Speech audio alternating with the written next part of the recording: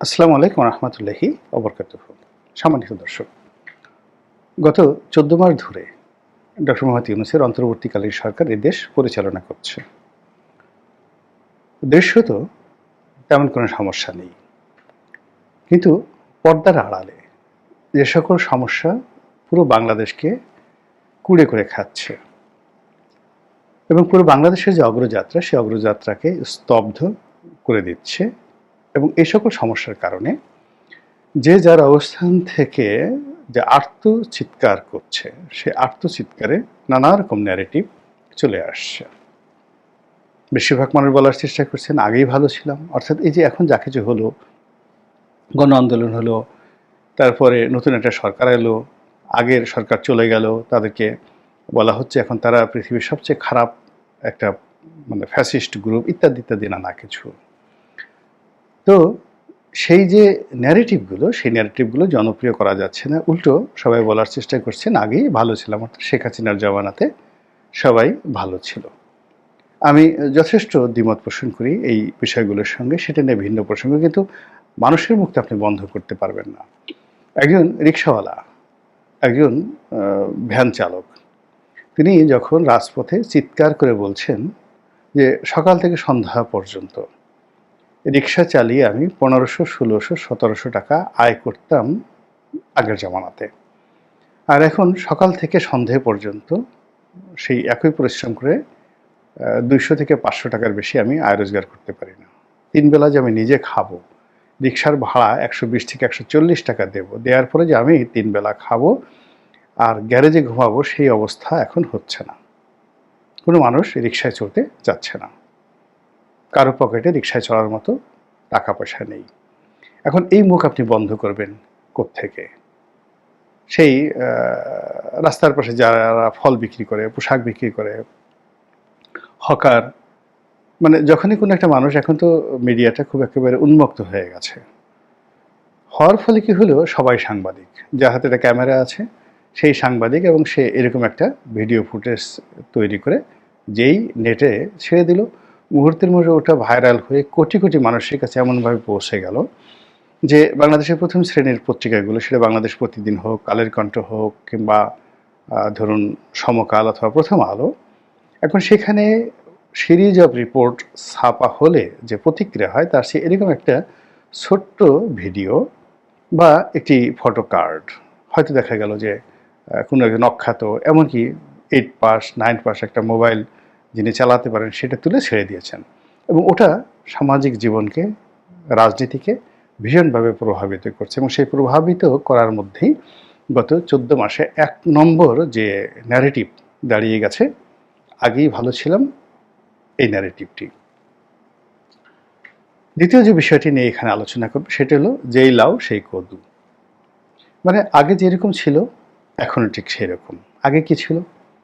আগে চাঁদাবাজি হতো, তারপরে ছাত্রলীগ ছিল, তারপরে অবিচার ছিল, সরকারের দাপট ছিল, দুর্নীতি ছিল, অনিয়ম ছিল, শেয়ার মার্কেট লুট ছিল, ইত্যাদি সব কিছু। তো এর প্রেক্ষিতে যমুনা টেলিভিশনের একজন খুব জনপ্রিয় উপস্থাপিকা আছেন, নিকল। তো সেই ভদ্রমহিলা, তিনি একটা টকশো করেছিলেন, যার শিরোনাম ছিল যেই লাউ সেই কদু। এটা প্রায়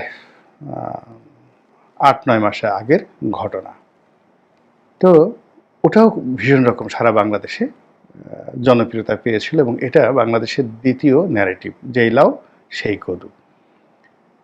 তো সেই যে লাউ এবং কদুর যে রাজনীতি, অর্থাৎ আওয়ামী লীগ জমাতে যা হতো আর ইউনূসের জমানাতে ঠিক সেম কাজটাই হচ্ছে, মানুষ কোনো পরিবর্তন দেখতে পাচ্ছে না। কিন্তু আজকের দিনে যদি তরতাজা খবরের কথা আপনি চিন্তা করেন, তাহলে নিকোলের সেই যে শিরোনাম, এটি পাল্টে গেছে। পাল্টে গেছে এই কারণ যে আওয়ামী লীগ জমানাতে আসলে মব ছিল না, অর্থাৎ আওয়ামী লীগের যে অপকর্মগুলো ছিল সবই এখন আছে, কিন্তু এই জমানাতে এমন কিছু ঘটনাগুলো ঘটছে, প্রশাসন, ঘুষ, দুর্নীতি থেকে শুরু করে সব জায়গাতে, যেটি আওয়ামী লীগ জমানাতে কল্পনাও করা যেত না। যেমন সচিব পদ, একজন সাবেক সচিব বা একজন খুব নামকরা সচিব, তিনি ফেসবুকে নিয়মিত লিখে যাচ্ছেন যে একটি সচিব পদে নিয়োগদানের জন্য টেন্ডার করা হয়, যে কত টাকা কে দিতে পারবে। আবার ডিসি পদে নিয়োগের জন্য 20 কোটি 30 কোটি টাকা লেনদেন হয়েছে, এরকম অসংখ্য অভিযোগ মানে রীতিমতো ইন্টারনেটে, সামাজিক মাধ্যমে, এমনকি মূলধারার গণমাধ্যমে করা হচ্ছে। কারা এই টাকা নিয়েছে, কি করেছে, তথ্য প্রমাণ সহকারে বলা হচ্ছে এই ঘটনা যদি আওয়ামী লীগ জমানাতে ঘটতো, ঘটে না এই ধরনের কোনো ঘটনা, কিন্তু যদি ঘটতো তাহলে যারা এর হোতা তারা 5 মিনিট ক্ষমতায় থাকতে পারতেন না। কিন্তু এখন কি হলো, পয়েন্ট আউট করা হচ্ছে যে এই লোক এই কাজ করেছে, কিন্তু তারপরে সেই লোকের একটি টিকি মানে একটা পশম স্পর্শ করার ক্ষমতা আমাদের কারোর নেই। এর ফলে যেই লাউ সেই কদু এখন মানে পুরনো হয়ে গেছে। এখন হয়তো নতুন কোনো কথা, যে এই যা কিছু এখন হচ্ছে এটা তো আমাদের স্বপ্নের মধ্যে ছিল না, এটা তো আমাদের কল্পনার মধ্যে ছিল না, কেন এই জিনিসগুলো বারবার এখন হতে চলেছে। তো সেই লাউ কদুকে অতিক্রম করে আগের জমানার সাথে বর্তমান জমানার যে তুলনা, সেই তুলনা বাদ দিয়ে নতুন একটা ন্যারেটিভ আবার এনসিপির নেতা নাসিরুদ্দিন পাটোয়ারি তিনি চালু করেছেন। তিনি বলার চেষ্টা করেছেন যে জামাত এবং বিএনপি এই দুটো দল, একটা হলো লাউ আর একটা হলো কদু, মানে একই জিনিস। জাতীয় পার্টি এবং আওয়ামী লীগের সঙ্গে একটা সখ্যতা ছিল, তো তাদের একজনকে বলা হতো প্রিন্সিপাল অধ্যক্ষ, আর একজনকে বলা হতো গৃহপালিত। একজন নিয়োগকর্তা আর একজন নিয়োজিত, একজন মালিক আর একজন চাকর। ঠিক এরকম একটা ন্যারেটিভ আমরা শুনতাম আওয়ামী লীগ জমানাতে, গৃহপালিত বিরোধী দল। আবার জাতীয় পার্টির জমানাতে আসম আব্দুর রবের নেতৃত্বে বিরাট একটা গৃহপালিত বিরোধী দল তখন তৈরি হয়েছিল। তো কাজেই সেই যে গৃহপালিত বিরোধী দল, এই ন্যারেটিভ বাদ দিয়ে এখন সমপর্যায়ের সমগোত্রীয় লোক একত্রে ভাগ বাটোয়ারা করে রাষ্ট্র ক্ষমতা দখল, ভোগ এবং রাষ্ট্র ক্ষমতা নিয়ে ছিনিমিনি, দেশের ভাগ্য নিয়ে ছিনিমিনি, এই ধরনের নোংরা খেলার জন্য রাজনৈতিক দলগুলো যে তৎপরতা চালাচ্ছে সেটাকে কটাক্ষ করে এনসিপির নেতা নাসিরুদ্দিন পাটোয়ারি বিএনপি এবং জামাত এই দুটো দলকে লাউ এবং কদু হিসেবে বর্ণনা করার চেষ্টা করেছেন। তিনি আরও যেটি বলার চেষ্টা করেছেন সেটি হলো যে এদের নৈতিক চরিত্র এক, এরা ভং ধরেছে, এরা ছং ধরেছে, এরা মাঝে মধ্যে বন্ধুত্বের ভান করে, মাঝে মধ্যে শত্রুতার ভান করে, মূলত আমাদেরকে বোকা বানানোর জন্য, লোকদেরকে প্রতারণা করার জন্য।